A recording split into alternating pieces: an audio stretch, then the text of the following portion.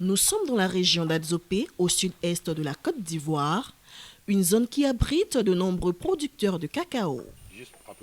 Une visite de 2 heures et d'échanges dans la plantation de Jacques Mouapé nous a permis de comprendre les réalités auxquelles la plupart des planteurs de cacao de la région sont confrontés du fait du conflit russo-ukrainien. Depuis la guerre de l'Ukraine et la Russie, nos cacao sont plus. Il n'y a même pas bon prix. Donc on n'a pas l'argent pour manger, pour se nourrir, pour s'occuper des enfants. Donc on a trop de problèmes. Donc il n'y a qu'à essayer de voir. Donc, ça nous arrange pas.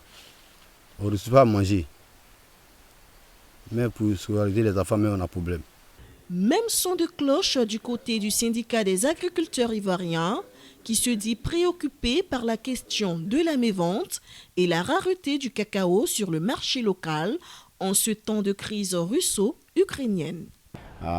Les gens en profitent pour réduire tout sur le marché, c'est-à-dire les prix, il est augmenté plutôt, et puis la production est en réduction et les prix baissent.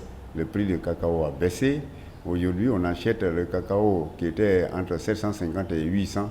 On achète dans nos villages, dans nos campements, dans nos hameaux à 400 francs, au plus 500 francs. Le cacao est mal vendu. Le cacao est stocké. Le cacao sort difficilement de nos faubourgs pour arriver à destination.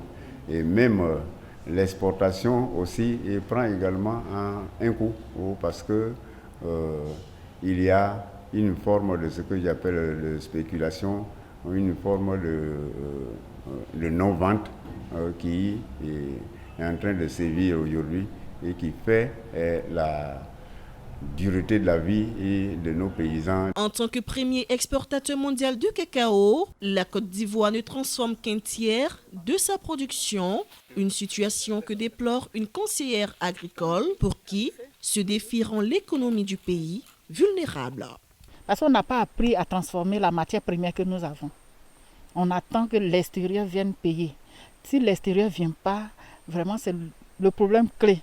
Les paysans vont toujours rester dans cet état-là parce qu'ils produisent le cacao, ils ne savent pas le transformer. Pour faire face à ce défi-là, l'État a déjà essayé de mettre d'abord les présidents en coopérative et puis approcher les agents de l'encadrement qui sont des agents de l'État, qui viennent vers les paysans. Donc c'est de dire aux paysans vraiment d'écouter cela pour que leur production aille de l'avant. Avec 2 millions de tonnes par an, la Côte d'Ivoire exporte les 2 tiers de sa production de cacao vers l'Union européenne, selon les statistiques. Notons aussi que ces dernières années, le prix de l'engrais a grimpé en flèche et devrait encore augmenter en raison du conflit entre la Russie et l'Ukraine.